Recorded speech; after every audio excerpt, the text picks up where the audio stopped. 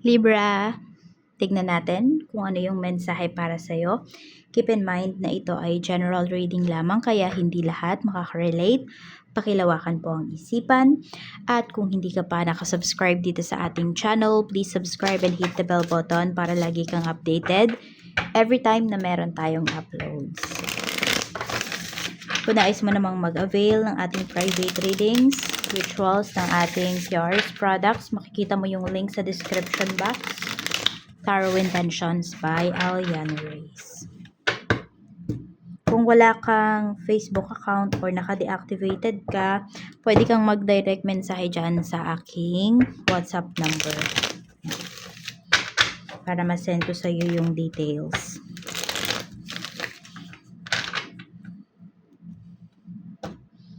Tignan na natin, mensahe para sa iyo, Libra.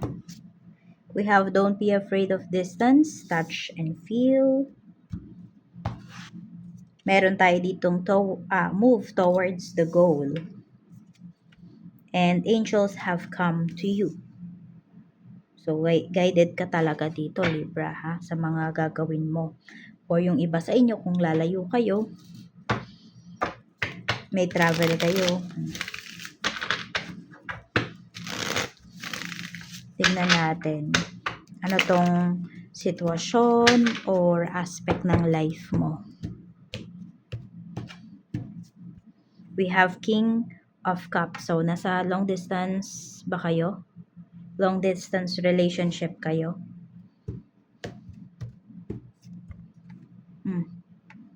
Huwag kayong matakot. Ito yung sinasabi nga sa inyo, no? Don't be afraid of distance. Or pwede rin may opportunity. Some of you, hindi to long distance relationship. Kung hindi po, pinapakita rito na may opportunity para sa inyo sa malayo. Yan. Pwedeng ito talaga is sabihin natin, dito matutupad yung mga pangarap mo, Libra. So, try mo talaga na, i-grab yung opportunity. Hanggat may opportunity pa sa life mo. Marami kasi sa inyo talaga, pinapalayo kayo or pinapaalis na kayo kung nasaan kayo ngayon. Ibig sabihin, kung wala na kayong nafe-feel na growth dyan, it's time to move forward. We have Queen of Pentacles. Move towards the goal. So, kung kaya mo talagang suportahan, sabi natin, yung sarili mo, kaya mong suportahan yung mga goals mo, go for it. 'Di ba? Kung hindi mo yan nafe-feel towards dun sa mga tao sa paligid mo, sa family mo, then do it yourself. Kasi kayang-kaya mo daw talaga. Tulungan mo talaga yung sarili mo, Libra. Sometimes, tayo lang talaga, sa sarili natin, tayo yung makakatulong sa sarili natin, sa goals natin, sa mga gusto nating ma-achieve sa life. Kailangan lang talaga magtiwala tayo sa sarili natin. Huwag mo munang isipin yung i-comment sa'yo ng ibang tao. We have 5 of Cups. Ayan. 'Di ba? Iwasan mo ding mag-regret dito. O sabihin natin, yun nga, kung kinakabahan talaga kayo, wala naman kayong makausap, 'di ba? Wala kayong masabihan ng mga worries ninyo, ng mga pag-overthink ninyo. So, ayan po, yung mga angels ninyo. So, invite nyo sila sa inyong panaginip. Yung mga guides mo, yung mga spirit guides mo. Invite mo sila sa panaginip na magpakita sa'yo or magbigay ng signs sa'yo. Kamusta yung emosyon mo? We have 2 of Cups. May nagpapasaya ba sa'yo ngayon? We have the Devil. Pero may nagbibigay din ng stress sa'yo dito. May napipilitan. Meron akong ganyan. Ayan. So, papunta ka sa healing. Emotional healing yung nakikita ko rito. Ayan. So, pwedeng may makausap ka or Libra, meron ditong tao na nakasakit sa'yo, nakakausapin ka, magre-reach out sa'yo to, hihingi ito ng sorry sa'yo. And, ayan, makakaramdam ka talaga ng relief. Alam mo yung parang gumaan talaga yung pakiramdam mo. Kasi, ayan, may emotional healing dito. Pwedeng magkaroon pa ng continuation kung ano man yung relationship mo with that person or pwede rin naman na hanggang doon na lang pero meron ng pagpapatawad. Meron na talagang closure na mangyayari. Kaya nandun din na yun nga, masaya ka na din, may relief ka na mararamdaman. Sa isipan mo naman, we have the Empress, Two of Swords, okay, and we have King of Pentacles. Ang napapag-isip-isip ninyo ngayon is about sa pakikipagrelasyon, about sa pagkakaroon ng anak. Ayan. Pero nagdadalawang, ewan ko, kung nagdadalawang isip ka, or meron kang other choice dito pagdating sa pakikipagrelasyon. Ayan, o baka may dalawang tao dito na gusto mong i-pursue or pino-pursue ka. Ayan, we have 7 of Wands. So, kaya ka nagdadalawang isip. Marami po sa inyo, hindi pa talaga kayo prepared. Hindi kayo prepared emotionally, mentally, physically. So, hindi pa aligned yan. Kapag may pagdadalawang isip kayo towards sa isang bagay, so, pwedeng hindi talaga yun para sa'yo. Basta, parang pag nagdesisyon ka, ang bigat, kahit ano yung piliin mo dun sa dalawa na yon. Spiritual health mo naman, we have 6 of Wands. Okay na okay naman po yung inyong spiritual health. Marami kayong pinagdaanan, pero yung faith ninyo is nandoon pa rin po. Kaya marerewardan talaga kayo, Libra. Tignan natin, blessings na paparating naman sa life mo. Blessings naman po, Spirit Guide for Libra. Ano naman po yung blessings natin? We have Alien. Meron tayo ditong box. Pwedeng may ma-receive kayo na blessings dito coming from someone unexpectedly. Meron din na, ayan, gift coming from, sabihin natin, kung meron kang mga family members sa ibang bansa, ayan. Meron din palang pinapakita rito, pagdating naman sa, hindi na kayo magiging alien dyan, magkakaroon na kayo ng ID, tapos meron din, magkakaroon kayo ng, could be citizenship, o kaya permanent residency. Yan. So, sobrang magiging happy po talaga kayo sa marireceive ninyo. Work naman, kamusta ang work? We have the Emperor. So, nagagampanan mo naman ng maayos yung trabaho mo.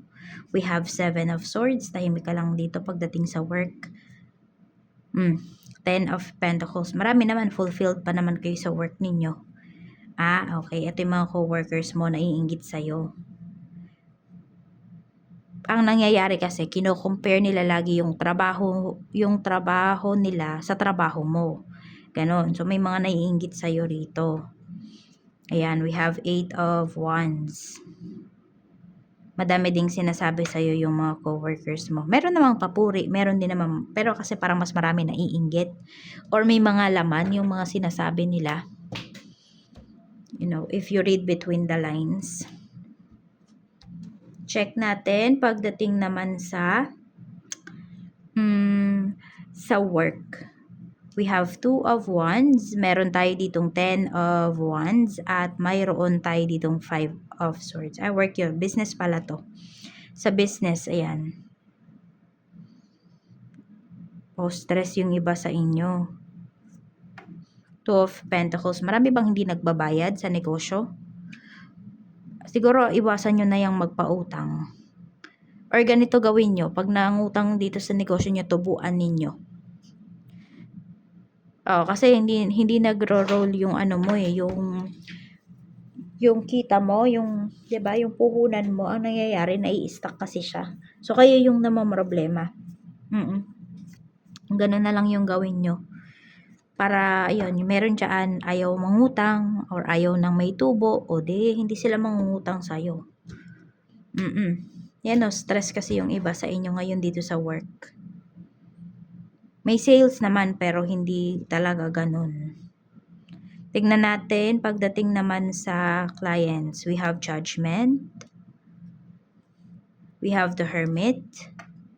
Okay, pwedeng may magrereklamo dito. So, isa pa yan sa nakaka-stress sa inyo. Medyo meron kayong problem dito sa business. Okay, meron kang staff dito parang lagi siyang inis, laging galit. Yung ganyan. So, pwedeng hindi niya sa'yo pinapakita yan, pwedeng sa client. So, baka yun, isa din yun sa nagiging dahilan kung bakit nawawalan po kayo ng kliyente.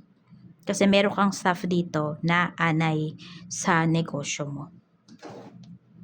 Para bang hindi mo na-train. Ganun ang lumalabas dito. Parang hindi sinuri ng mabuti yung nagpapasikat to kapag ikaw yung kaharap.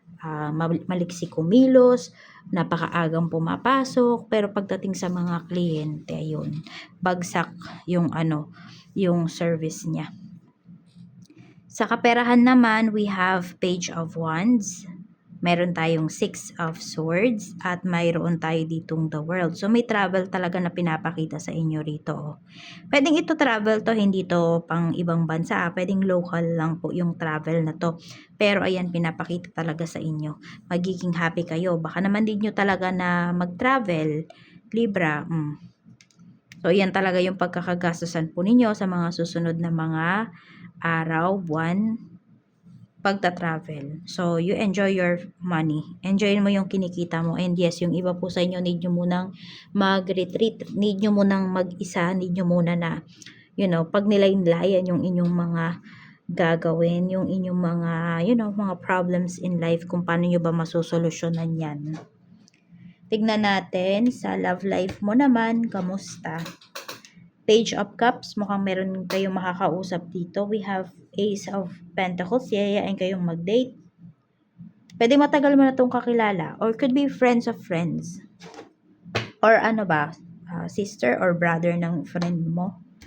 Basta ganyan, matagal mo nang kakilala yung tao na to. And napapansin mo rin talaga na may nararamdaman sa'yo to. Pwede ngayon lang siya aamin. We have palm tree. Okay, so meron ka nang background towards this person. Kaya hindi po mahihirapan na, hindi ka mahihirapan towards this person. Hindi ko siya nakikita as your ex ha. Kung hindi, new person to, pero matagal mo nang kakilala. Basta matagal mo nang kakilala yung tao na yun. There is sense of security. So, yung tao na yan, pwedeng, yes, makipagrelasyon yan sa'yo or i-date ka niyan, tapos sigurado talaga siya sa'yo. Hindi siya napipilitan, hindi dahil nahihiya lang siya dun sa mga nagreto, ganyan, or sa pinush kayo, ganyan, tinutukso kayo, hindi.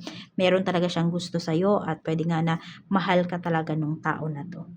So, ayan lang, Libra, maraming salamat. Mag-iingat ka, more blessings to come, and see you again on my next video. Bye-bye!